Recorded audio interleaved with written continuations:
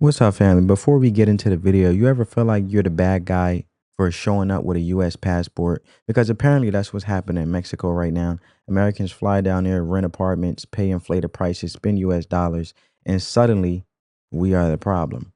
So I'm gonna break it down for you, but with no further ado, I just wanted to put that out there. Let's check out the clip. These protesters in Mexico City say cross-border migration is changing their country's capital for the worse. Over the last decade, That's interesting, but it also tells me too, family, that as an American, they want your money, they want you to tour there, but you can't stay there. But they'll take your money. an influx of mostly American so-called digital nomads have moved here to work remotely and also enjoy a cheaper cost of living. Protesters say the newcomers have driven up rents beyond the reach of locals. Principalmente si van a vivir. If they're going to live in a country, they have to contribute to that country. The first and simplest issue is legal migration. They come here with visas or no visas, and still the change in purchasing power generates these problems of gentrification and displacement. I'm here because gentrification is just one more step towards colonization, dispossession, and the exploitation of our resources. Right now it's about the people, but it won't be long before they run out of oil, water, or lithium in other countries and come and take them from us. Many Americans in Mexico are able to still receive high salaries in dollars from U.S. companies by working on laptops from their apartments. All right. So here's the truth. Americans can't even own land in Mexico. We can only rent. We show up with tourist visas, no voting rights, no legal say, nothing. But Mexicans, they send $63 billion back to their families from the US every single year, most of it from undocumented labor.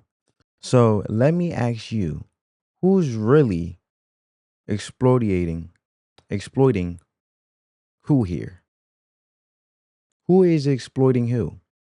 Because Americans in Mexico are renters, glorified Airbnb guests, so to say. So we don't get to own property. We don't get to vote. We don't get a say in anything. We just pay, and we pay a lot. And if you are speaking English and not a lick of any language of their culture, oh, get ready to be hit with the infamous Gringo tax. So you go to a restaurant with no menu, the prices just magically float depending on how your accent sounds. If you speaking loud and proud English, the rent just doubled. The price of the taco is getting quoted more than the guy next to you that just paid a dinner for four. But we are the ones gentrifying the place, really? So, and the gringo tax is not a myth. It's real. It's systemized.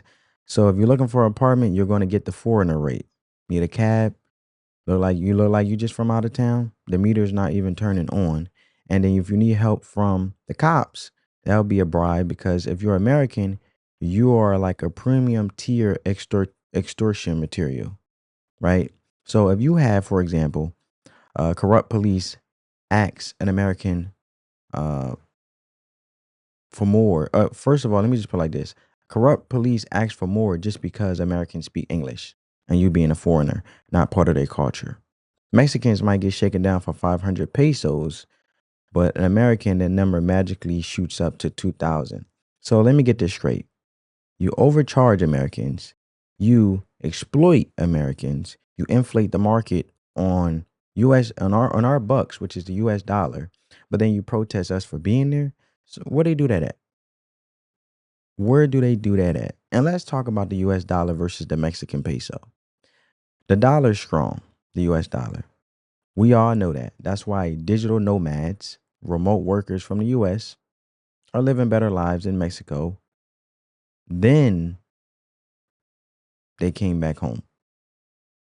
They're working for American companies, earning American wages, and spending in pesos. That should be a win-win. But nope. Now they're colonizers, right? That's what she just said. Colonizers, bro. So even though they don't own a single square foot of land and they can be evicted just because the landlord feels like it, because they're a foreigner, colonizers don't rent. Colonizers conquer. So Americans out there struggling to find Wi-Fi, you know, not Pelagian villages. So just relax. And while we're here, let's talk about um, remittances, right? When it comes to those, every year, Mexican nationals, many of whom are in the U.S. illegally, which Trump is because Mexicans are part of the individuals that come over here illegal. We can't go over to Mexico illegal. We have to have a tourism visa. And that's the only thing we can qualify for, which has to get renewed. So when the guy in the beginning of the video said, oh, Americans, whether they come over here legally or illegally, well, we can't go over there illegally. Mexicans is the ones that come to America illegally and have came to America illegally through the Biden administration. And now Trump is saying, no, you have to do it the right way and sending them back home because it jeopardized the national security, let alone the safety of Americans. So if anything, they're deflecting on their own actions of how they come to America illegally, but we can't go to Mexico illegally. We could go legally, but not illegally. So, like I said, Mexican nationals who are in the U.S. illegally send over $63 billion back to their families in Mexico. Just let that sink in, because that's more than Mexico makes from tourism. So you ever seen a peso circulating in the U.S. economy? No, but dollars, they're flowing south like a river. And guess what? That money, it causes inflation in Mexico because now certain families have more to spend. That drives prices up for everyone. And I'm talking about Mexicans that came over to Mexico illegally, working under the table or whatever with the US dollar and sending the money back home. You don't think that's going to drive prices up? If a Mexican that was taking money from the US over in the US illegally coming back and sending all the money back ain't going to drive the prices up, that's spending more than they own ancestors. So who is really benefiting who? Because it's illegal Mexicans coming to America, taking the US dollar back to their country, which is raising the prices, which they have more spending power than their own ancestors amongst themselves as Mexicans. But you don't see protests about that, do you? No, it's the digital nomads again, right? So the same people who are illegally renting Airbnbs and buying overpriced tacos are somehow the economic villains of Mexico, aka Americans, is who I'm talking about, villain wise, right? So let's break this down with some basic logic.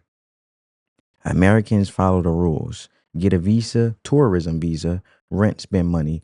Mexicans break the rules, cross illegally, work under the table, send money back. Americans get protests, Mexicans get praise. How does that make sense?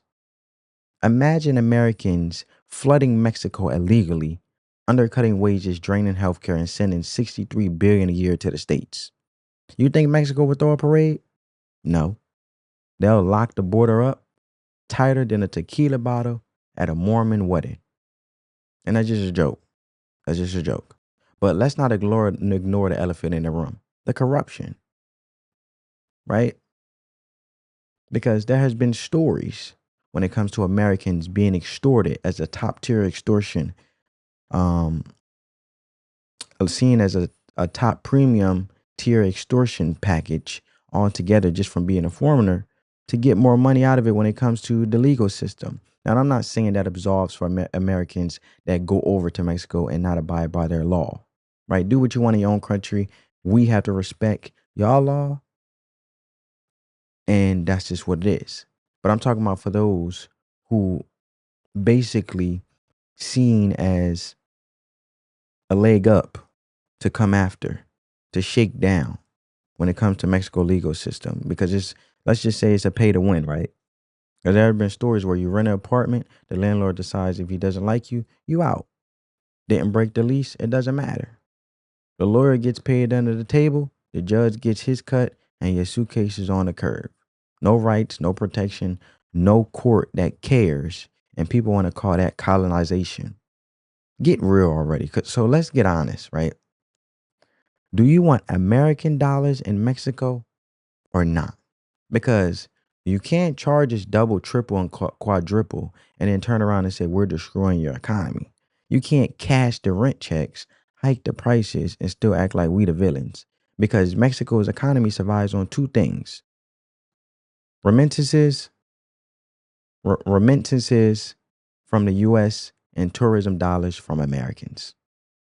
So if you push both out, what are you left with, Mexico? Instead of protesting Americans for spending more illegally, maybe focus on fixing the economic system that depends on our money in the first place, the US dollar. You don't want inflation, maybe stop overcharging foreigners. You don't want gentrification, maybe stop selling out your neighborhoods for profit, right? Because at the end of the day, they put out this incentivize basically they're overcharging Americans for the sake of getting the American dollar because they know it's worth more and selling themselves out within their own economy. Because if you don't want colonization, right, maybe stop begging for remittances from the same country you claim to resent. Because America doesn't need pesos, but Mexico clearly needs dollars, the US dollar. So the question is, who's really exfoliating who? Exploiting who? And if you ever been hit with the Gringo tax, if you ever been told you're the problem just for existing with a US passport, drop your experience in the comments below. And if you're a Mexican and you disagree, tell me. I want to hear. We just here to have a conversation. Because at some point we got to stop pretending that spending money legally makes you the bad guy. Right? And colonizers don't rent, okay? They don't rent. The reality is Mexico is selling out itself amongst each other and residents within Mexico. All at the desperation of the US dollar. So the colonization is happening amongst them when the Mexicans that came to America illegally and sent their money back to Mexico and got more spending power to own things and own land. The Mexicans amongst themselves are fighting at the bribery of the US dollar, and they're exploiting Americans to gain more to colonize. While it's true Mexican residents there within their country that are really struggling, and it's not fair amongst each other. It's not fair amongst yourselves in your own economy. You're not destroying your own economy, because the ones who sit there and work hard in Mexico in their own country to get their pesos, and the ones that come back sending their money back, the US dollar that came to America legally, they're the one raising your prices, right? But let me know what you guys think down in the comments below. That's my thoughts.